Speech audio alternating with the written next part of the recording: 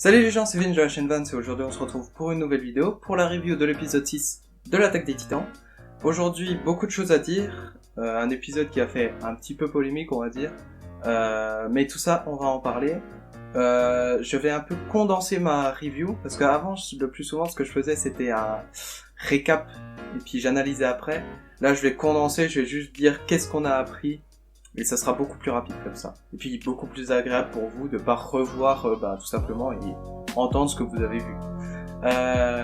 Et puis voilà, donc je lance l'intro et c'est parti.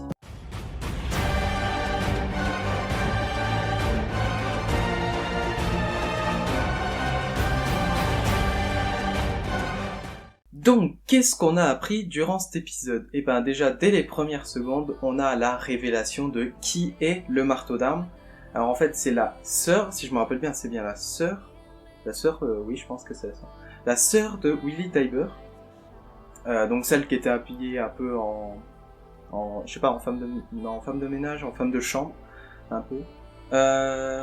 Et ce n'est pas du coup Willy Tybur. Tout le monde, enfin la plupart des gens pensaient que c'était Willy Tybur avec ce qu'il avait dit. Il avait dit, je crois, dans l'épisode 4 que le titan marteau d'armes était présent à Magath. Donc on pouvait supposer que c'était lui, mais finalement en fait c'est sa sœur. Si je me souviens bien, c'est bien sa sœur. Bon. Elle faisait partie du clan Tybur en tout cas.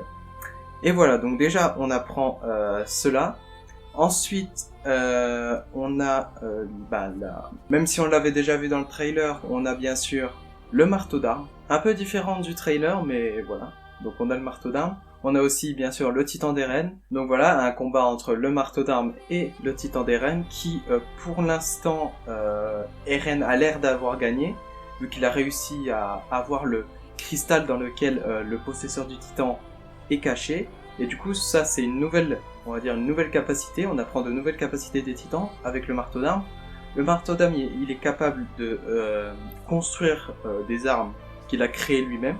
Par exemple, il a construit une arbalète, il a construit une épée, il a construit un énorme marteau.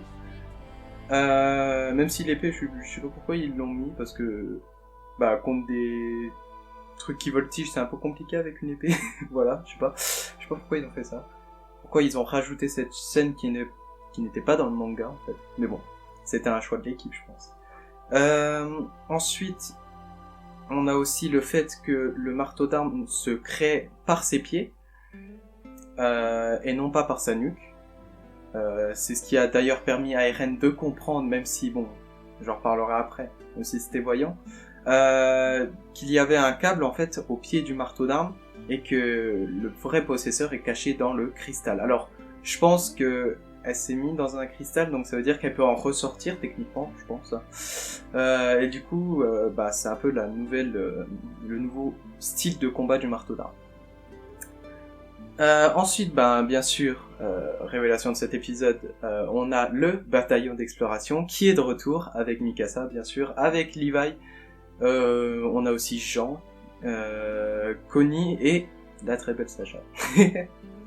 Voilà. Et puis voilà, on a aussi une réponse à la question qu'on se posait le dernier épisode, c'est pourquoi Pieck s'est jeté sur l'unité blindée en leur faisant un câlin, mais en fait c'était juste pour leur dire que le gars qui les emmenait, du coup ceux qui lui a tendu un piège, étaient louches, et c'est comme ça que Porco, le titan mâchoire et Pieck, le titan charrette, ont réussi à se sortir grâce à l'unité blindée qui était là juste pour les sortir de là. Donc voilà, c'est à peu près tout ce qu'on apprend dans cet épisode.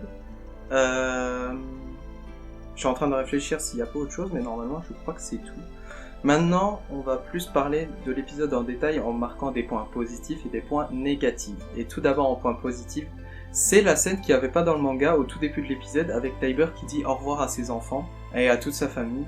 On voit vraiment, en fait, ce passage réussit vraiment à nous retranscrire l'émotion qu'a Tybur à ce moment. C'est qu'il est vraiment résigné, il sait qu'il y aura un attentat à ce moment-là des gens de l'île du paradis. Même sa femme, même il dit désolé à sa femme, etc. Et donc voilà, avec cette scène, on voit vraiment l'émotion que Tybur avait juste avant d'aller sur scène. Deuxième point positif, on voit aussi vraiment je sais pas comment dire, mais on voit vraiment l'émotion, la terreur des gens quand ils ont vu le titan d'Eren tout simplement surgir de nulle part et manger Tyler. C'est très bien retranscrit, les mouvements de foule et tout, et ça montre vraiment la panique qu'il y a, que la seule chose à faire, tout simplement, c'est fuir. T'as un titan qui arrive, tu te casses, hein, c'est logique, hein, peu importe ce qu'il y a devant toi, et c'est d'ailleurs ce qui a engendré la mort de Udo et Sofia, donc les deux autres guerriers, qui sont morts, l'une écrasée par une pierre et l'autre écrasée complètement par la foule en panique. Et puis voilà. Et troisième point très positif, c'est vraiment, on voit, en fait on suit Gabi. C'est-à-dire qu'on suit Gabi dans toute, on va dire pas dans tous les lieux, mais dans toutes les parties. Ouais, je pense, je sais pas si, ouais, on va dire ça comme ça. Donc dans la foule, ensuite à l'hôpital, ensuite à côté des soldats. D'ailleurs les deux soldats là qu'il y avait avant, il y en avait un qui était gros et l'autre il était grand, qui se sont fait tuer par Sacha. Et c'est au fur et à mesure de ces parties que Gabi, que la détermination et la colère de Gabi elle augmente. De un, par ce qui s'est passé là, et les millions des centaines de personnes qui sont mortes. Ensuite le fait qu'on puisse pas soigner tout le monde, et tout simplement les soldats avec qui elle était amie qui sont morts. Voilà, ça fait un peu beaucoup. Du coup, elle, on voit vraiment qu'elle est déterminée à aller tuer tout ce qui bouge. Enfin, à tuer tout ce qui bouge au niveau des ennemis. Donc voilà à peu près pour les points positifs. Il y en a pas beaucoup, parce que maintenant on va parler des points un peu négatifs. Je vais pas cracher sur l'animation, mais voilà, la première réaction que j'ai eue quand j'ai vu le titan d'Eren de dos, j'ai dit c'est moche, parce que je sais pas, mais il y a, j'ai l'impression que l'animation, en fait, les couleurs ils étaient fades. Alors c'est une critique bien sûr, hein. Les couleurs ils étaient fades, les mouvements, je sais pas, ils étaient un peu robotiques. Genre les mouvements quand Eren tabasse le marteau d'armes, je sais pas, ça avait l'air robotique, je sais pas pourquoi. Donc voilà, après, bien sûr il y a des excuses, il y a le fait que tout simplement on va pas, ils ont un calendrier surbooké, que la 3D ça permet de gagner du temps aussi, que de faire tout le temps des dessins en 2D, que ils ont d'autres projets en même temps. Je veux bien accepter toutes ces excuses, mais les dirigeants de MAPPA, quand ils ont pris SNK, si t'as pas le temps, t'as pas le temps, tu le prends pas. Si tu peux pas retranscrire l'œuvre vraiment et lui rajouter cette touche que les animés touchent vraiment avec un manga, tu le prends pas. Même si les autres ont refusé, voilà.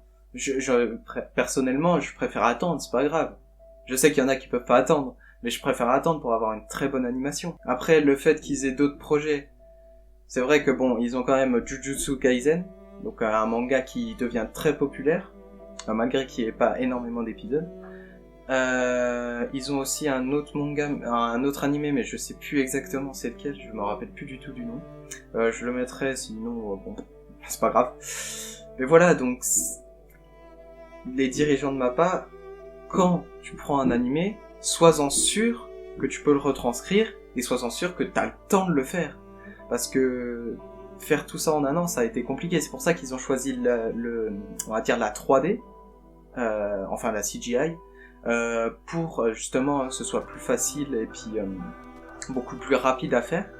Mais le rendu est pas forcément très, c'est pas, on va dire, la qualité elle est pas au rendez-vous. Même si j'ai bien aimé l'épisode, bien sûr, la mise en scène était parfaite, les OST ça va, même si c'est encore une OST diverse de celui qu'on avait dans le trailer. Mais voilà, il y a on va dire, il y a ce petit truc, même si c'est pas un petit truc, c'est quand même pendant au moins 10 minutes, qui, je sais pas, qui gêne, voilà, tout simplement qui gêne. Sur le titan d'Eren, ça passe encore. Le titan marteau d'armes, je trouve que, même si c'est du blanc, mais les couleurs elles sont fades. Sur les autres titans, par exemple le titan bestial dans la preview, je sais pas si ça va aller. Voilà. Mais là, pour le prochain épisode, je m'inquiète un petit peu parce que il y aura beaucoup de titans. Déjà, on a Porpo, ensuite Eren, ensuite voilà, il y en a quelques-uns. Avec la preview, on a vu qu'il y avait le titan bestial. Voilà. Alors, je m'inquiète un peu pour toute cette 3D. Et en plus de ça, il y a le fait que certains mouvements des persos aussi, des personnages du bataillon d'exploration, ont aussi été faits en 3D. Sur ça va. Visuellement, ça rend bien, ça gêne pas, mais tu le ressens. Voilà. Mais après, c'est normal. Sur un fond en 2D, tu peux que ressentir de la 3D, c'est normal. Ensuite, au niveau du design des personnages, je sais pas ce que vous en pensez, mais il y a une grande différence entre le Floch qu'on a dans le manga et le Floch qu'on a là.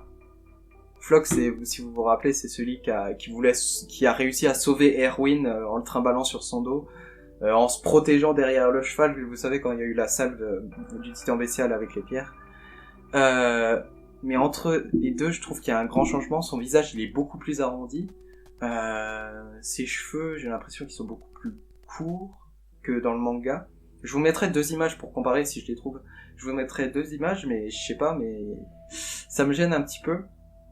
Et ensuite, il y a aussi Levi. Levi, je sais pas pourquoi, mais sur cette image, on a l'impression vraiment qu'il a pris 30 kilos. Alors j'ai essayé, j'ai essayé de découper ses joues. Je vous montrerai une image. Mais je sais pas, mais Mappa, je sais pas, j'ai l'impression qu'ils aiment bien les visages arrondis. Je sais pas. Mais voilà, ça, on va pas dire c'est une catastrophe, mais ça gêne un petit peu dans le rendu de ce qu'on a, tout simplement.